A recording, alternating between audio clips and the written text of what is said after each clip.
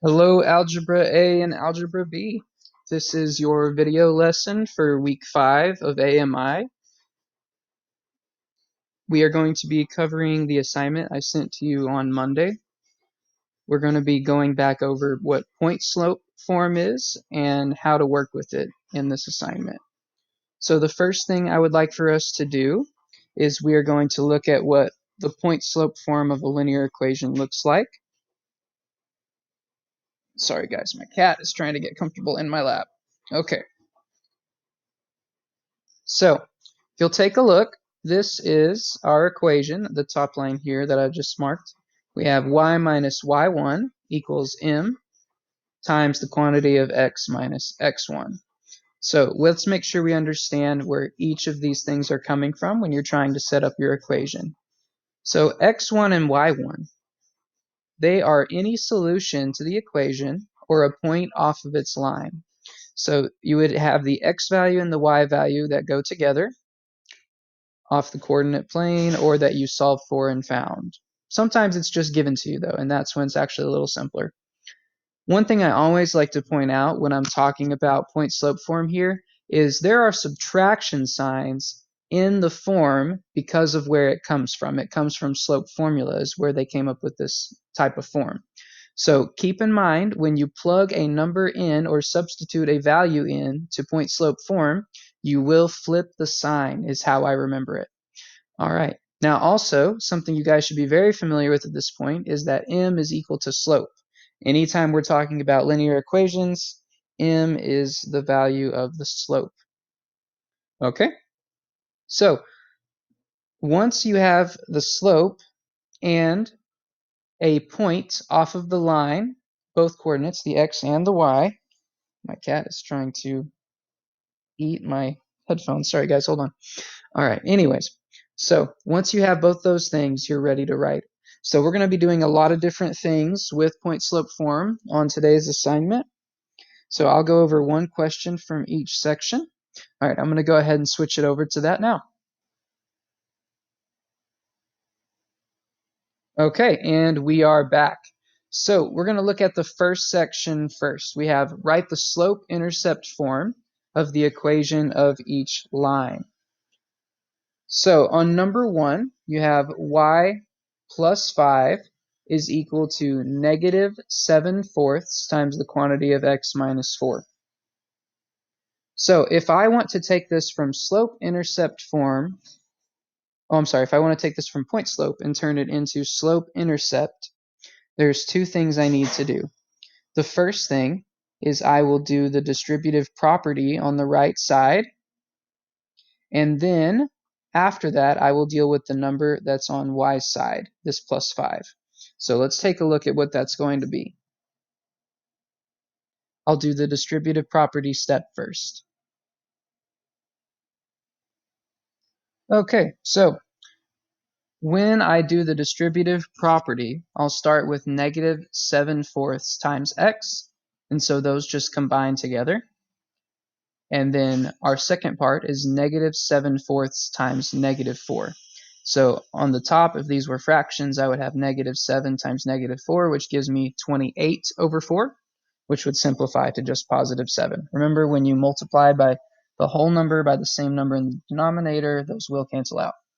Now, we need to do our second step, which is to get rid of the number that's on y's side so we can have y by itself, and then we'll be in slope-intercept form. So all we need to do from here is subtract 5 from both sides. Oh, sorry guys. I'm having some difficulty with the writing tool today.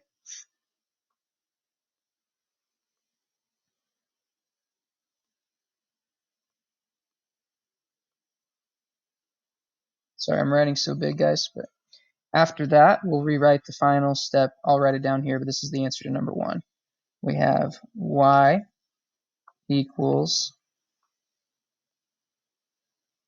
negative 7/4 x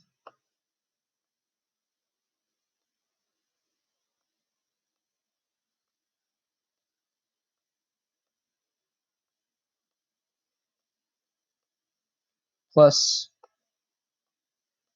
2, because we had 7 minus 5 at the end. So y equals negative 7/4 x plus 2. That is the slope-intercept form of the equation in number 1. All right, so you guys make sure you have that one. And I'm going to go ahead and pause it and clear the screen and go down to the next section. Okay, now in the second section of your assignment, it says write the point-slope form of the equation that goes through the given point with the given slope. So they gave us a point and they gave us a slope. That's all we need to be able to write a point-slope line. So let's go ahead and start on that. So I'm going to go ahead and pause the video and write up what point-slope form looks like again without any values in it. That way you guys can see where everything's getting substituted. Okay, so now we have point-slope form written up on the screen. I'm going to write the answer to number 5 right down here, guys, where I have more room. So we have to make sure we plug in all the values from question number 5. The point is located at 2, 3. So the x value is 2, the y value is 3. The slope is 1/4. So we're going to plug everything in where it goes. I'll have y minus 3. So where I get the idea of this being flipping the sign is instead of having a positive 3, if I were to read this, this would be a negative 3. Now, this is equal to the slope, which is 1/4. That's our m value.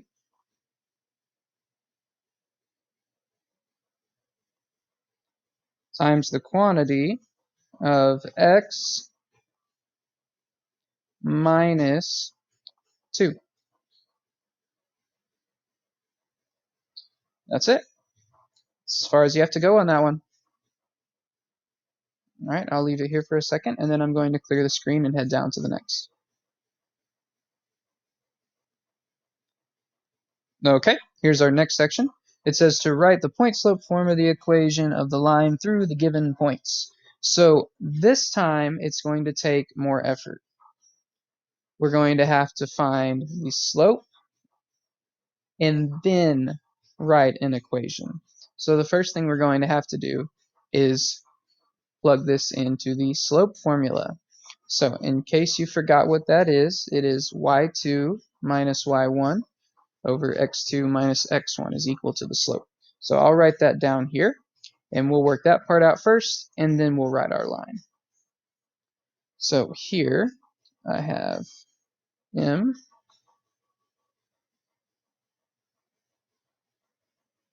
is equal to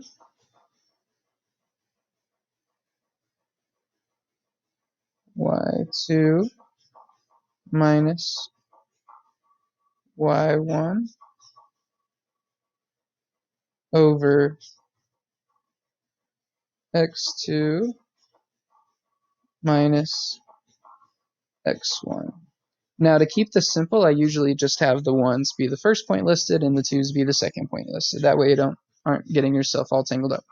Now, I want you to try to set up the slope formula on your own using the values in question number 10. I'm going to pause the video, and I want you guys to do the same and try that. Whenever I restart it, I will have these values replaced with the numbers from the equation. Okay, I hope this is what you set up. We have m equals 4 minus negative 3 over negative 5 minus negative 3. So we have a lot of negatives going on here, so we have to make sure we're careful with our integer rules. So on top, we'll have 4 minus negative 3, but instead of being minus negative 3, that's actually 4 plus 3. So we'll have 7 on top.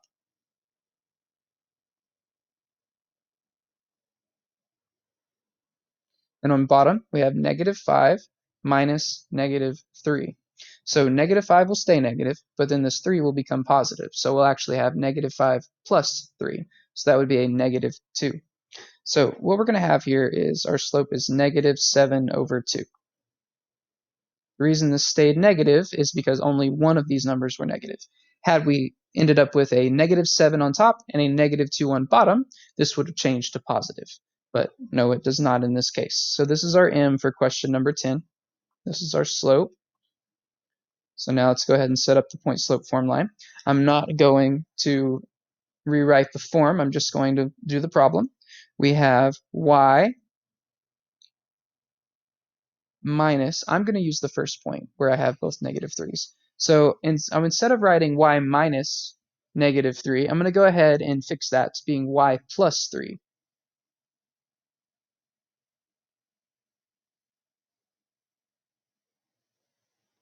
This is equal to our slope, which we found down here, -7/2.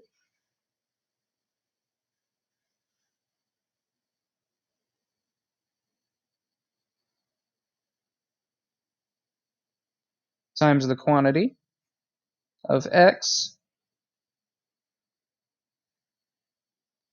minus -3, so that's going to be plus 3 as well. I want to take an opportunity here to make sure you guys are understanding that the x and the y I'm writing here in the equation, those just stay x and y, the ones that don't have numbers attached, because those are a place for you to put your input and your output for these points to either check them to confirm that they are correct, or you can use it for trying to make a table for this equation. Okay, so that's our answer to number 10. We have y plus 3 equals -7/2 times the quantity of x plus 3. Okay, so you guys make sure you have that one. And then I'm going to clear ink and go down to our next section. All right, so here we have some interesting ones. So starting with question 15, we're supposed to write the equation in point-slope form, but they actually give us the line instead of giving us the slope or a point. So we'll have to find the slope and then just pick out one of the points to use to write our equation. So I'm going to do number 15 with you. So the first thing I want to notice here is this is obviously a positive slope. So we have a point here and a point here. Let me change colors real quick so I'm not doing blue on blue. So let's find the rise and run. So this one's going to rise 1, 2, 3, and run 1. So that is a slope of 3/1, which is equal to 3. So our m here will be 3. And let's identify where one of these points are. I'll use the lower point here. We had this point is from the origin is to the right 1 and down 1, 2. So this point is located at 1, -2. So I have a slope of 3 and a point for the line located at 1, -2. That's all I'll need to be able to write this point-slope equation. So I'll have y minus the y from the point. Now, once again, this is subtracting a negative situation here. So I'll have y plus 2. And this is equal to our slope, which is 3,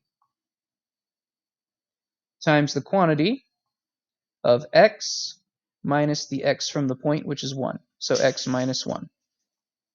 So this would be our answer for question number 15 here.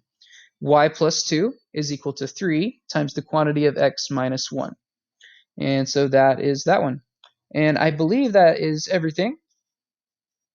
Yes, that's all of your sections. So if you guys have any further questions or if you get stuck on any problems, feel free to email me or ask me about them in the Zoom meeting. Whichever way you prefer is up to you. And I will hope to hear from you guys soon. All right, have a good rest of your day.